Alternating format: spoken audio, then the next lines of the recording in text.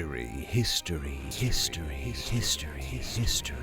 Thank you for electing to partake in my course this semester. Now I know that this course isn't required by any degree curriculum offered at this university, nor is it offered at any university, but that's neither here nor there. The stories you'll hear in this class are rich with parables and wisdom. The imagery I will sear into the wrinkles of your mind will haunt and persist in your mind for years to come. I thank you for attending history through the eyes of the furry. My curriculum will obviously cover World War II Furry Edition. If the Germans were dogs and the war effort was won by furry Jewish children piloting a tank that ran on the power of God and the souls of your least favorite children. Now let me tell you, the plight of the Falinko is an interesting tale. Children of Abraham, wanderers of the desert, controllers of the media, survivors of genocide. Now let me tell you something that won't be covered in the average U.S. history course. This story is about a band of Falinko children who, with the guidance of a broken AI, piloted God through the Burman army and proceeded to kill anti-God with the power of friendship. We're able to view these culturally impactful events through simulations of combat and recreated social interactions presented through the soft and sweet artwork before you. Your experience will be augmented by voice acting provided by the Japanese. The tale of Fuga begins on a sorrow note. The meaningless and peaceful small town of our protagonist group of children has been besieged by the evil and mustached Pretzel. The families of our merry band of children have been rounded up by the Burmans, and in the commotion, the first of our guerrilla furries, not literal gorillas but more in the Vietnamese way, escaped and in the panic fled to the one safe place they could think of, a cave. We're introduced to May, Malt, Hannah, Kyle, Socks, and Boron. This cave was a forbidden area, within which dwelled a broken and dilapidated vehicle, the wreckage of which our silly furry children thought could be the corpse of Yahweh. Our resident glasses-wearing nerd Socks was able to educate the others that, while big and scary, this is indeed not Yahweh, rather an unstoppable piece of military technology. The Tartarus. This behemoth of a vehicle is the prototypical ancient technology that's far superior than what's available to us 2,000 years in the future. Without getting too into the Torah, as it says, humans pulling inspiration from sources of material they weren't fully able to comprehend, chose to use this information to create grand weapons of mass destruction. Splitting atoms? That's far too simple. Super weapons called the Titano Machina were formed. Imagine nuclear bombs without the fallout, and they're actually giant mecha capable of mass destruction. The uneducated among the denizens of the world would have perceived these as god beings, and not what they really were. Scaled up scalies masquerading as Gundam. When one culture creates a god being capable of total utter ruin and desolation, bringer of the Old Testament, one may simply create a New Testament kind of weapon. This led to the creation of the Tartarus, a weapon to surpass even Titano Machina. A state-of-the-art fortress fully pilotable by 3 children with no prior training down to the ages of 4. The Tartarus has everything a small battalion of child soldiers could need, from a kitchen for a beautiful pancake breakfast to a cannon powered by the souls of children. Fuga is a turn-based RPG in which you live your wartime fantasies through the innocent eyes of furry Jewish children. When engaged in combat, you'll have 3 active child shooters at any given time. Each child is tagged and given a tracking color: blue, yellow, and red, or light, medium, and heavy. These colors are very important, so take notes. Each combat encounter you'll be given an attack order, which through strategic temporal manipulation, we can abuse. The Burmans, with their purebred genetics blinded by arrogance, have chosen to spray paint their weaknesses on the front of their vehicles. Many historians will refer to this as a massive mistake. While most children don't want to fight, your soldiers have the added incentive to save Grandma and Grandpa before they're turned into double J batteries to power anti-J weapons. A core pillar to this game's combat is maximizing your attacks while limiting the enemies. You can delay enemy actions by shooting them with their respective weakness. While not needed, it will give you more time to pierce their holes with shrapnel rounds, turning any metal vehicle from a protective shell to a personalized food processor. Rather than turning the inside of the enemy vehicles into a soup of docked ears and short-haired carapaces, you could drug them with narcotics and set them on fire. I'm gonna call this out now: you need to abuse status effects. To avoid information overload, we'll get into this later. I'm not totally sure what hidden stats these children carry, but there's something that affects their speed. And while I think it's related to their weapon type, I'm going to assume that the developers are fatphobic, since my boy Boron gets to go last all the time. The implication being he's too busy eating a pain au chocolat to turn a Burman soldier from alive to a red mist the shape of an anthropomorphized Doberman. Post-time skip Ruby here. While recording something you're going to see in about 2 minutes, I noticed the children's stats. So that's what determines their attack order. But as a past fat kid, I feel the need to defend Boron as we're one and the same. Back to pre-time skip Ruby. With the mastery of chronomancy, you can simply rearrange your children and put Boron at the forefront so he can gigablast your way to victory. Let's dial it in here. Your tank has 3 gunning positions. Each gunner has a respective friendship spot for their personal emotional support furry of choice. We'll circle back here in a moment to discuss why this is important and needs to be included in strategizing.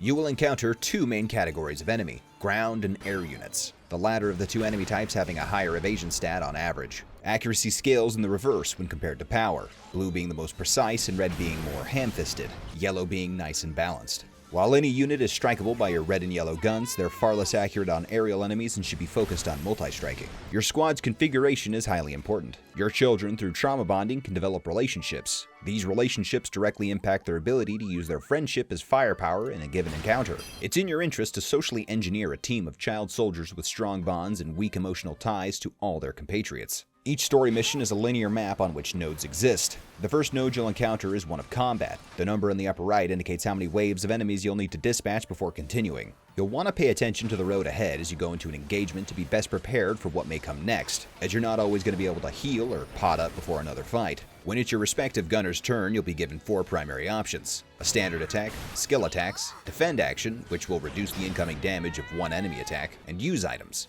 Simply matching colors here will be crucial to give yourself strategic space to potentially dispatch an enemy before they have their own action. Your current child configuration may not be the most strategically sound, so before taking an action, feel free to rearrange your children at will to most efficiently destroy the dirty Berman dogs. Be careful, as after a composition change-up, you'll be locked in for 3 actions on your side of combat. The majority of the view here will be committed to the current active child displaying their power, speed, and luck, which should not be underestimated regarding its influence on battle outcomes. Further right, you'll see the active unit's abilities that can be used in combat. Most uninterestingly, you'll see a heart, which we'll come back to later. There's a myriad of strategies that one may use, but I personally found myself prioritizing delay compositions in the early game.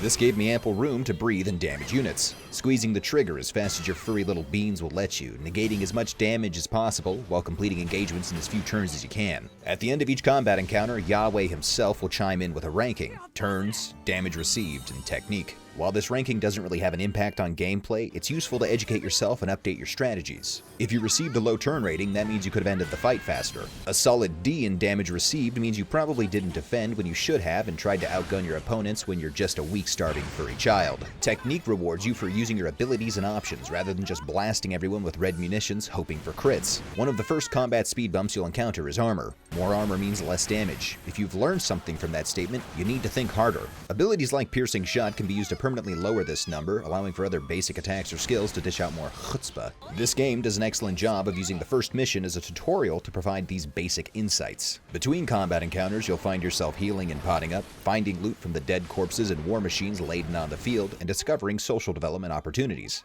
I'd say that about 80% of Fuga's gameplay is strategic childhood trauma-forming violence. The next 10% is resource allocation and management. A few times per mission, you'll be given an intermission where you roleplay as the children within the Tartarus. Initial facilities you'll have access to are the workshop, kitchen, and scrap fishing. The workshop is where you can upgrade your godly war machine, the kitchen is where you can craft mac and cheese for maximum effort, and scrap fishing is a spot where you can gamble on resource acquisition. The remaining 10% is cringe children interactions and friendship simulator. I'm an old Jewish man with no emotions, so I personally found this aspect of the game to be rather cumbersome and not based. That was until I realized I could hyperfixate on weaponizing the emotional bonds between the children I'm responsible for to increase the potential life-ending firepower of my gigatank. Each intermission you'll be given 20 AP or action points. Generally, the initial actions available will cost 1 to 2 AP. Managing this resource is where things get a little tricky. Your primary goal may be to upgrade your cannons to increase your damage output, or consume some delectable delights from the kitchen to increase your crit chance, but only focusing on the tangible would be a mistake. The body possesses a mind, and the mind possesses mental health. In order to foster this mental development, it's important to bond with other sentient life. This can make you feel seen,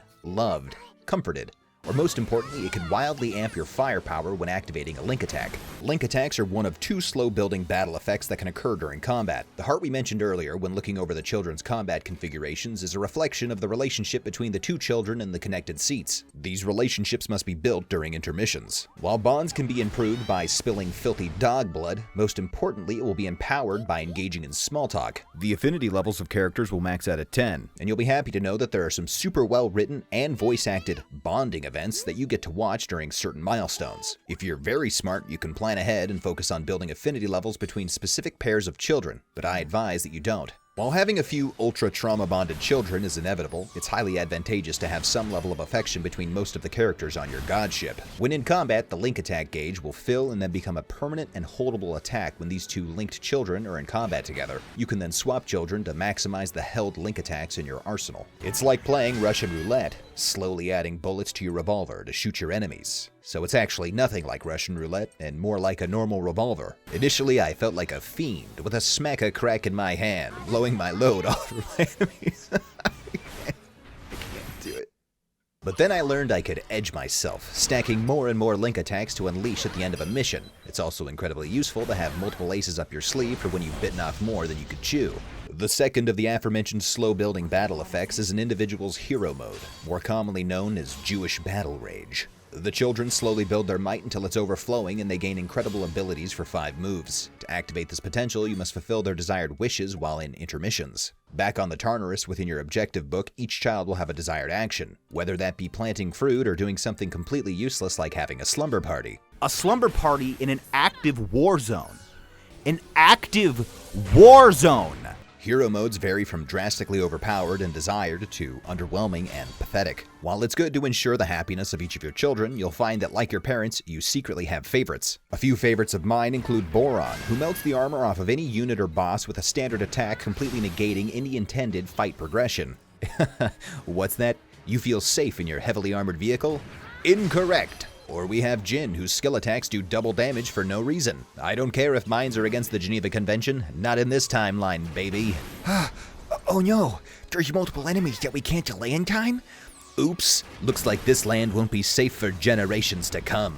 Like link attacks, you can slowly drip those combat enhancement drugs into their veins in an attempt to pop a vessel during important times. Once their Jewish rage has fully crystallized, you can put them into reserve and hold their hero mode, as it's only used if they take an action themselves. The first mission, like all missions, will culminate with a boss battle. Bosses typically embody whatever new mechanic the journey to them introduced you to. Pretzel's battle, while standard in structure, offers illumination to an experience only held by a lucky few. It's not much of a stretch to imagine that the voice of God in Abraham's ear was much different than our ethereal and intangible dark passenger does not have much faith in our ability to successfully navigate the complexities of combat. We're forced into a scenario where, because of God's lack of faith, we're compelled to use the Soul Cannon, a state-of-the-art device that uses the souls of children to obliterate any and all enemies that may stand in our way. When I encountered this scenario, I was under the impression that the game was going to be much darker, treating children as an ammo type that I must use to successfully navigate my way to the end of the story. As such, I loaded little May right into that cannon without hesitation. Well, this is great, I thought.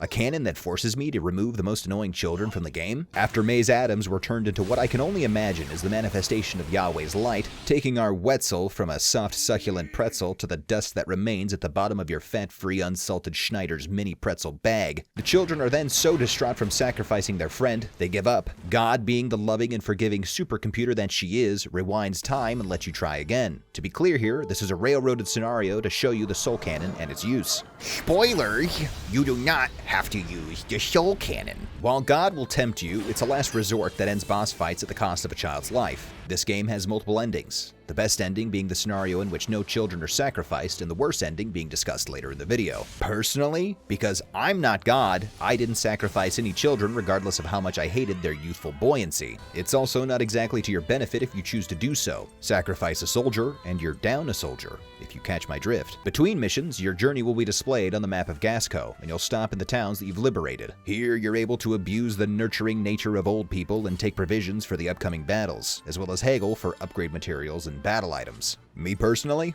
I wouldn't bother with this until at least mid-game. Just hoard items, as you can upgrade lower tier materials for higher tiers as well as the reverse. You'll be given plenty of resources without haggling, so long as you're not a little bitch. Throughout the upcoming missions, you'll add more and more children to your roster with no action required by you. Your first additions are the adorable twins Chick and Hack, Chick being a medium gunner and Hack a heavy shooter. Each mission begins with an intermission. No matter what, I would always ensure that you've done a farm run. For the value of 2 AP, you're able to consistently keep your food stores up to ensure that you can always have at least one meal. Meals provide flat buffs to your entire team that can be stacked. Carbo load with a baked potato for increased luck. Protein up for an increase in muscle mass and attack power. Have a glass of tomato juice for mental clarity to decrease the cost of moves requiring mana. And finish it off with a delicious dessert of bread to make you feel good about yourself and others so your XP and bonds increase at a faster rate. While you typically won't be able to eat 4 meals as that would consume more than 50% of your potential actions, I do recommend that you carbo load in the first half of most missions. Increased luck while on paper inconsistent will average you higher DPS.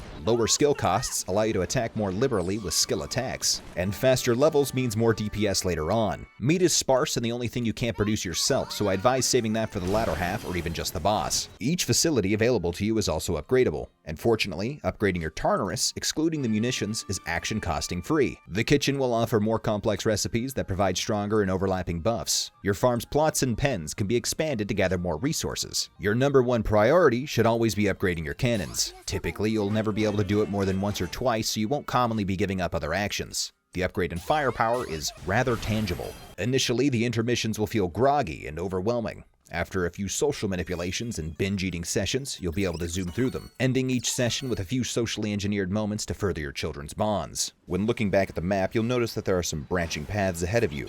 These are known as the path to modernity or to masculinity. The road to modernity is paved with less challenge, temptations of the body, and false idols, while the road to masculinity is paved with challenges, pain, and objects of holy value. Me personally, I didn't take one safe path, because I'm not a little bitch. And I'll be damned if I'm going to raise a child to become a soft, complacent soy beta cuck. Honestly, I don't actually know what the benefit of the safe route is, other than it just being an easier path. I do believe, using the advanced power of deduction, that less battles means less experience, which means smaller muscles. As far as I'm aware, the rewards from the Path of Strife are thicker and girthier on average. Don't be a baby. Nobody plays What If World War II was fought by Jewish furry children's simulator to have fun. You play it to become better. The next unique node you'll encounter is that of the Ruin. Look, I'm a pretty positive guy. I like gimmicks. But the Ruin gimmick was generally disappointing. The Ruin minigame makes you select 3 children to send into dilapidated, haunted, and crumbling structures filled with monsters and spike traps for resources. I dislike these expeditions due to them feeling as if they were simply tacked on to somehow increase the depth of gameplay. Even as a minigame, I was just looking forward to them ending. The loop of these is boiled down to hold shift to see a janky sped up animation of your character running, look for toy bullets to shoot walls, and find a key to the chest. The formula here doesn't get any more interesting, it just gets elongated and redder. It's in your interest to do all of these as you're rewarded with materials for upgrading the Tartarus, and you need more eggs for your triple D pecs and those locomotive triceps. After unlocking a ruin, you can then revisit them during an intermission for additional resources. But it's literally the same map, which I guess makes it go by a bit faster. Most intermissions are followed by a lore dump, introducing you to the next boss encounter like the poorly bred German Shepherd and Pug, one with hip dysplasia and one that can't breathe without breaking the sound barrier. Jump from them to the genetically ashamed mad scientist Falinko, literally wearing dog BDSM gear. If this wasn't a child warfare simulator, I'd be shocked. Now, we've discussed the paths to modernity and masculinity, but there's more. There's a path of the Giga Chad. The average person seeing this will only be able to decipher the text as the dangerous route. Here's a little quiz for all you little babies. Do you think Ruby skipped a path of the Giga Chad? You're goddamn right I didn't, baby. I screamed the ancient Hebrew language into the pointed ears of my child Phalanx as we rushed headlong into the Purple Boys. These purple fights were on average harder than the boss fights. Most boss fights are a single wave with a mechanic to overcome. These purple nerds are multiple waves of the toughest enemies you've encountered so far. Whew! That last wave was tough. What's that? The next wave is just 2 of that mini-boss? Okay. Most of these waves will also contain red enemies or autistic children with no supervision. Red enemies, once hurt enough, will go rage mode and deal double damage. That's right, you took his iPad away and now he's gonna go sicko mode.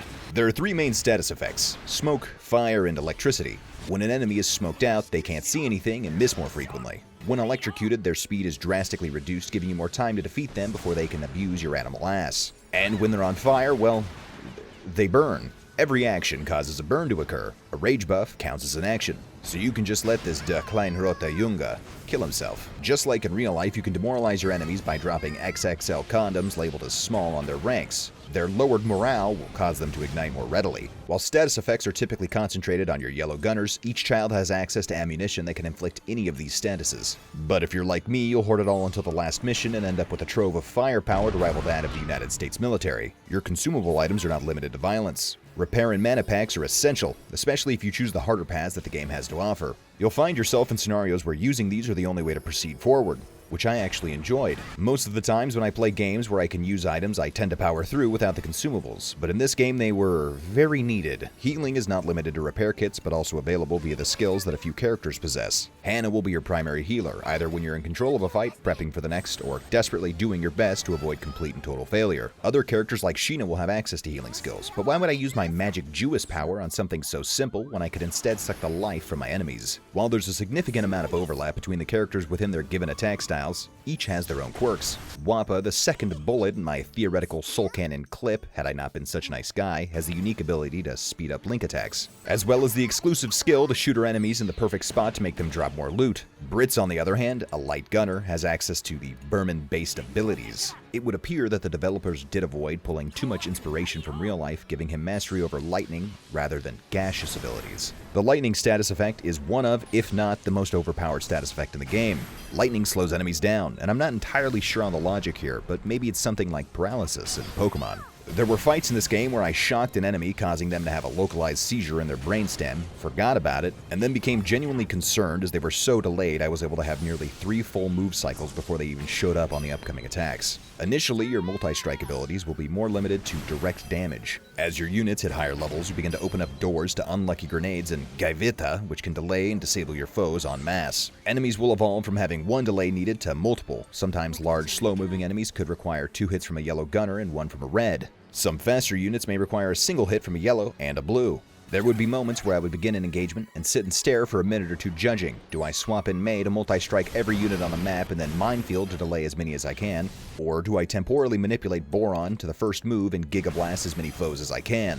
The difference in utility is what makes all of the kids useful, and as a result, everybody gets some action during most engagements. I can use May to hit every target regardless of their airborne status, whereas with Brits, I can only multi-strike flying enemies. Brits, Brits, Brits. Little boy Brits. Listen here, folks, he didn't want to be a Berman youth. You see, he was born into it, molded by it. Before he saw a Falinko, he was already trained to kill. Fortunately for you and me, the story doesn't exactly make it hard to side with him, as his father was specifically killed due to being a traitor. So you don't need to feel that bad if you're on the side of the manipulated enemy unit. Again, spoilers for anybody who cares. Brits is the key to achieving the good ending of this game. He must develop some level of friendship with everybody on the Tartarus. At the end of one of the missions, he'll be extorted into leaving and joining up with the Berman forces. You'll fight your way to an unknown enemy boss, where you meet Brits in a tank awaiting to stop his friends in an effort to save them. The old "I'm not trying to kill you, I'm trying to stop you from killing yourselves, because I don't have any self-esteem and I'm on God's side and I don't actually think we can win." This fight forces all of your children into depression, a super fun and awesome gameplay mechanic wherein you can't do anything other than your primary attack. This was actually introduced earlier in the game where, you guessed it, the Bermans developed none other than Zyklon D, a special little gas attack that just makes it too hard to get out of bed in the morning. The only way to cure depression is during an intermission. Have one unit talk to the sad sack moping in the corner because apparently at the age of 12 they can't handle the fact that they've killed over 5,000 people and they'll be right as rain, sucking down some sodies with the crew in no time. The other effect that has to be addressed during intermissions was actually mentioned in my last video. Death or incapacitation removes a unit from combat until you're able to have them rest in a bed. Resting in a bed consumes 25% of your action points, so you'll want to avoid this as much as possible. Units can get knocked out after the Tartarus' HP gets below a certain threshold, which will incentivize you to maintain at least 50% HP as much as you can. It's also completely luck-based. Sometimes you'll get blasted beyond comprehension without one death, and other times you'll wonder how a Teflon-coated piece of steel hasn't ripped your head from your body yet. Some enemies even have special attacks specifically designed to knock your little squad into the ground prematurely. These big drillers are deadly, and if they're able to launch their mega attack, you're looking at a few sleep-deprived children. Remember how I said those purple encounters are a hoot and a holler? Sometimes you have to fight 2 of them. Where's the damage gonna come from?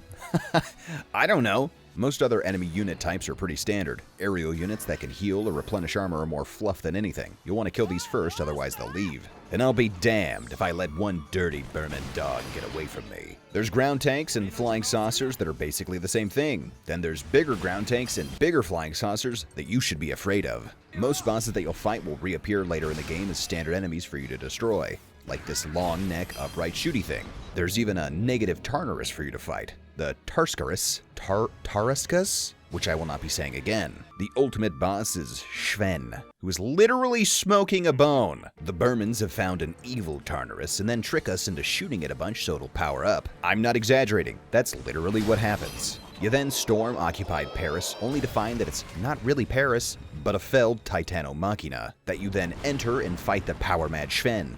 Let me be very clear here. Sven fuses with the Titano Machina, known as the Vannergand, which I'm not going to say anymore because it took me an insane amount of time to say it properly once. Sven becomes a pseudo-god under the moniker of Hax, who we then fight inside of the Titano Machina's heart. This is where how many children you've sacrificed comes into play, and if you hadn't been nice to Brits, he wouldn't be here. After beating Hax into the ground, you'll be given the option to either not give up or fire the soul cannon. It's then realized that if you simply believed in each other, your love for one another would power the soul cannon. Hey God, turns out we don't need to convert children into pure energy to fire at our enemies. We could have just been kumbayaing our way to victory this whole time. There's also a mid-ending you can achieve by sacrificing a few children here or there. Most interestingly, and in my opinion the most difficult ending, is the one where all of the children are sacrificed. It's as depressing as it sounds.